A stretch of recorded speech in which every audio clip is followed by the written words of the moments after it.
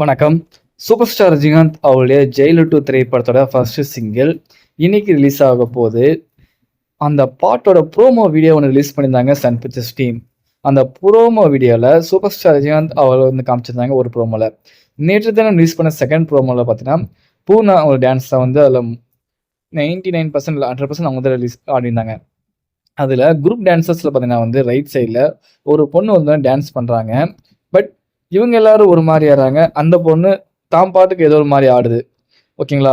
இதை வந்து பார்த்தீங்கன்னா நெட்டிசன்கள் நோட் பண்ணி அவசர அவசரமா வந்து நீங்க ஷூட் பண்ணி அவசர அவசரமா அப்படி ரிலீஸ் பண்ணி என்னத்தான் பண்ண போறீங்க? அப்படிங்கிற மாதிரி ட்ரால் பண்ணிட்டு இருக்காங்க இந்த ஒரு விஷயத்த. நெல்சன் அவர்கள் இதை வந்து பார்த்தீங்கன்னா நோட்டீஸ் பண்ணலையா? இல்லை ஜானி மாஸ்டர் கொரியோகிராஃப் பண்ணியிருக்காங்க. அவரும் தானே நோட்டீஸ் பண்ணல, அவர் நோட்டீஸ் பண்ணலையா? இவ்வளோ பேர் இருந்திருக்காங்க. பட் அதுவும் ஃப்ரண்ட் ரோல் இருக்கவங்க பார்த்தீங்கன்னா இந்த தப்பு பண்ணும்போது பார்த்தீங்கன்னா வந்து அந்த மொத்த வீடியோவும் அந்த ப்ரோமோ வீடியோவும் சரி, அந்த பாட்டையும் சரி மொத்தமும் பாதிக்குது அப்படிங்கிற மாதிரி சோசியல் மீடியா நியூஸ் போயிட்டுருக்கு. பட் அந்த இடத்துல அவங்க மிஸ்டேக்ஸ் பண்ணிட்டாங்க. இதை வந்து நெல்சன் அவர்கள் அந்த சாங்கில் வந்து அந்த ஒரு சீனை வந்து பர்டிகுலர் வந்து எப்படி கரெக்ஷன் பண்ண போகிறான்னு தெரியல. ஸோ வெயிட் பண்ணி தான் பார்க்கணும். இந்த ஒரு செய்தியை குறித்து உங்களுக்கு பதிவிடுங்க. நன்றி.